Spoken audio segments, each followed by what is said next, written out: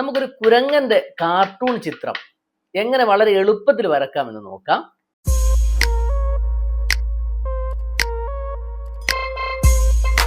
ഇങ്ങനെ ഏതാണ്ടുള്ള ഒരു ഔട്ട്ലൈന് നമ്മൾ പൂർണ്ണമായിട്ട് വരക്കുക. ശേഷം ഒരു പെൻ ഉപയോഗിച്ചിട്ട് ഇതിൻ്റെ ഫൈനൽ ഔട്ട്ലൈൻ നമ്മൾ വരക്കാൻ തുടങ്ങാം.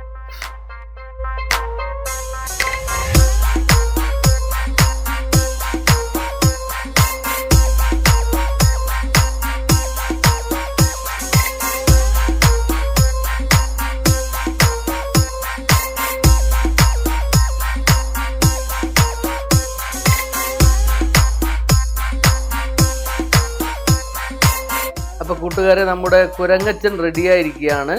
തീർച്ചയായും നിങ്ങളും ഇതുപോലെ വരക്കാൻ വേണ്ടി പരീക്ഷിച്ച് നോക്കുമെന്ന് പ്രതീക്ഷിക്കുകയാണ്.